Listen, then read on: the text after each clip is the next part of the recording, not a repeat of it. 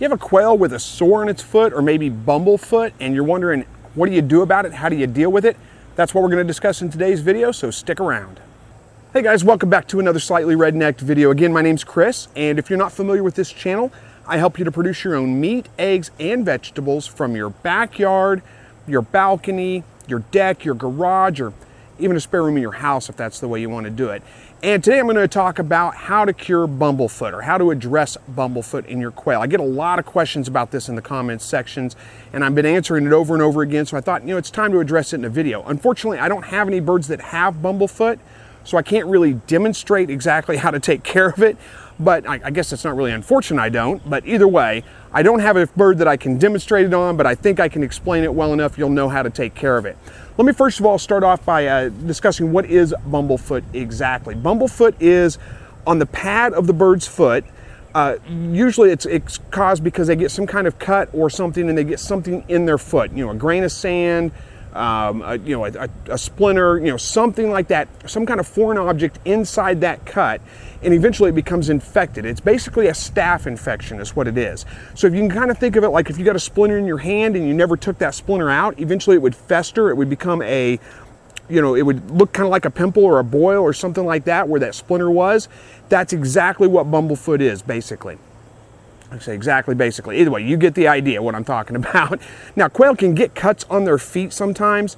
Can get like, maybe they rub their foot, they get a little bit of a scab on it or something like that. But unless it's like infested, unless it festers, infected, there we go, get my words right, it's not really bumblefoot, and there's nothing really to worry about with that. They'll usually recover from that stuff just fine. But occasionally, they do come down with an infection there. And it's going to look, like I said, it's going to be kind of pussy, kind of festering, kind of, you'll pretty much know that it's more serious than just a slight cut that's going to heal on its own. It's an infection.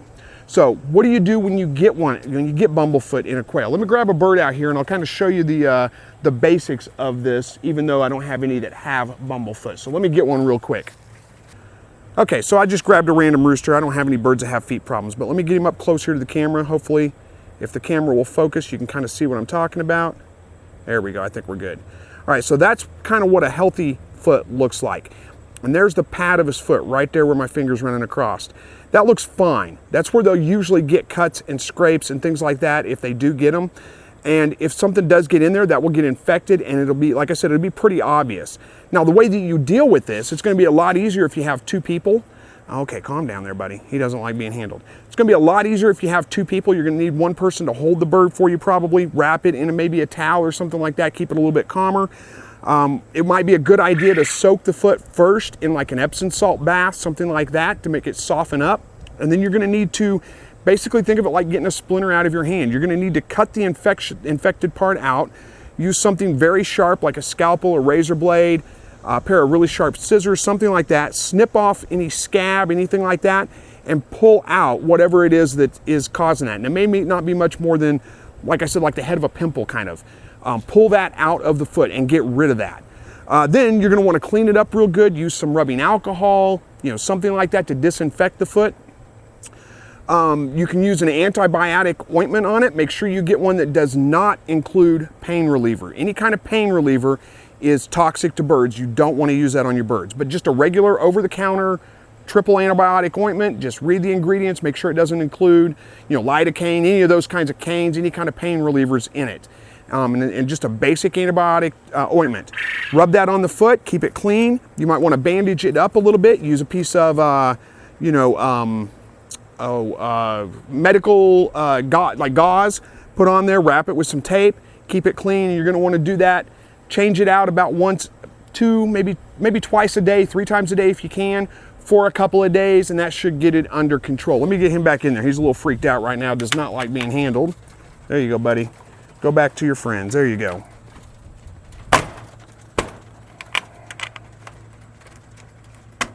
Now, it's really common for quails to get some kind of minor injuries on their feet, but it's not really all that common for them to get bumblefoot on a regular basis.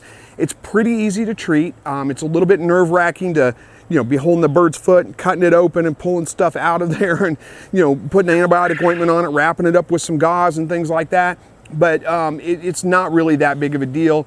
It's pretty easy to treat, and usually you can get it under control pretty quickly. Now, here's what I would say, is if you're running into cases with bumblefoot on a regular basis, you need to figure out what's causing that. And it's usually going to be, first of all, what's causing the injury to their feet? Do you have some rough wire in the cages? Is it, are there some sharp areas that they're walking on that's cutting their feet open? And then, address that problem, because there's some kind of injury that's causing that. The second thing I would say is, again, it is a staph infection. So if you're running into it on a regular basis, a lot of your birds are getting bumblefoot over and over and over again, then it's probably a good idea to remove your birds from the cage that they're in, sanitize the cage completely, use some bleach, wash it all down, rinse it off really good, get rid of whatever kind of bacteria that might be in there, and air dry it out real good before you put your birds back in there. But again, as far as treating it, it's not difficult to treat. It can be treated. It's pretty easy to do. I do believe that there may be some kind of genetic issues with birds that are more susceptible to bumblefoot, not necessarily susceptible to the infection, but susceptible to foot injuries, that their foot pads, for whatever reason, are just not as durable as other birds, and they get injured a little bit easier. So again, you might want to call those birds out of your breeding flock so you don't pass those genes on to some of your other birds. But first, look for what's causing the injuries. I use a hardware cloth floor here. I really never have issues with bumblefoot. In fact, I don't think I've ever had a bird that has bumblefoot. I have had a few that have had like a cut or a scrape on their foot, but it's never really gotten infected. But even those are pretty rare. So if you've got, again, you're look at what hardware cloth you're using. If you're using a cage like mine, if you're running into it quite frequently with injuries and things like that, and make sure it's not a rough wire. Make sure it doesn't have sharp points sticking up. Make sure it's, just make sure it's smooth. You may end up having to replace your cage floor if you're running into it really frequently. So anyway, hopefully I answered that question for you guys. I'm sorry I couldn't demonstrate a little bit better on a bird that actually has the issue, but again, I really don't run into that problem very often. I just wanted to get it addressed for all of you guys that have been asking about it.